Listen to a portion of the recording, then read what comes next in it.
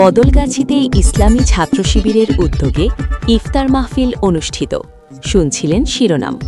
নওগাঁ জেলা প্রতিনিধি মোহাম্মদ সুমন হোসাইনের দেওয়া তথ্যচিত্রে বিস্তারিত নিয়ে থাকছি আমি শিরিন আফরোজ। নওগাঁর বদলগাছিতে বাংলাদেশ ইসলামী ছাত্র শিবির বদলগাছি ইউনিয়ন শাখার উদ্যোগে পবিত্র মাহে রমজানের তাৎপর্য শীর্ষক আলোচনা সভা ও সম্মিলিত ইফতার অনুষ্ঠিত হয়েছে। সোমবার বিকেল ৫টায় বদলগাছি লারিন্যগ্রুভা পাইলট ও কমিউনিটি বালিকা উচ্চ বিদ্যালয় মাঠে বদলগাছি সদর ইউনিয়ন ইসলামী ছাত্র শিবিরের আয়োজনে আলোচনা সভা ও সম্মিলিত ইফতার মাহফিল অনুষ্ঠিত হয়। বদলগাছি উপজেলা ইসলামী ছাত্র শিবিরের সভাপতি মোহাম্মদ জুবাইর আল মাহমুদের সভাপতিত্বে এ সময় আলোচনা সভা ও সম্মিলিত ইফতার মাহফিলে প্রধান মেহমান হিসেবে উপস্থিত ছিলেন নওগাঁ জেলা শাখা ছাত্র শিবিরের এইচআরডি ও পাঠাগার সম্পাদক শামীম রেজা। প্রধান আলোচক হিসেবে বক্তব্য রাখেন নওগাঁ জেলা ইসলামী ছাত্র শিবিরের সাবেক সভাপতি অধ্যাপক মাওলানা নাসির উদ্দিন। অনুষ্ঠানটি সঞ্চালনা করে আসাদুল্লাহ আল গালিব।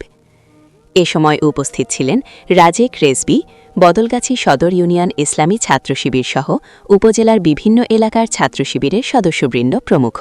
হাদিসুল কুদসি তিনি বলছেন রোজাদারের হচ্ছে দুইটি খুশির সময়, দুইটি আনন্দের সময়, একটা হচ্ছে ইফতারের সময় আর একটা হচ্ছে আল্লাহ তাআলার সঙ্গে যখন সাক্ষাৎ হবে সেই সময়। সম্মানিত ভাইরা, আসলে আমরা আল্লাহ তাআলার সেই রবের ক্ষমা এবং সেই জান্নাতের দিকে দৌড়াও, যে জান্নাত প্রস্তুত করে রাখা হয়েছে মুত্তাকিদের জন্য। এখন আমরা যদি এই বিষয়গুলো খেয়াল করে দেখেন, জান্নাতের দিকে দৌড়ানোর কথা বলা হচ্ছে, আল্লাহ তাআলার ক্ষমার দিকে দৌড়ানোর কথা বলা হচ্ছে প্রতিযোগিতার মতো।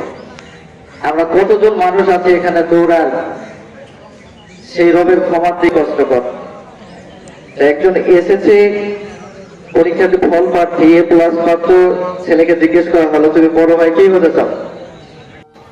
আয়োজন করার মতো তৌফিক দান করেছেন, এজন্য সেই মহান মাহবুবের দরবারে আমরা সেই জন্মদিন চিত্তে শুকরিয়া আদায় করি। আলহামদুলিল্লাহ করার জন্য আমাদের এই প্রোগ্রাম, আমাদের আয়োজন এবং আমাদের এই পথচলা সেই রাসূলের প্রতি দরুদ পড়ি, সকল বলি সাল্লাল্লাহু আলাইহি ওয়াসাল্লাম।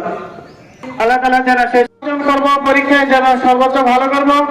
এই রমাদান মাসে আমরা আমাদের চরিত্রকে সুন্দর করে আগামী 11টি মাস যেন আমরা সুন্দর করে চলতে পারি, এই আশাবাদ, এই আলোচনা, এই সবকিছু মিলে আমাদের রমাদান মাস প্রোডাক্টিভ হিসেবে নিয়ে আমাদের এই আয়োজন আমরা আগামী দিনে আরো সুন্দর সুন্দর আয়োজন করে আমরা বাংলাদেশকে এবং আমাদের এই পরিবেশকে সুন্দর উজ্জ্বল একটি বাগানে, ফুলের বাগানে রূপান্তরিত করব, এই আশাবাদ ব্যক্ত করে আপনাদের সকলে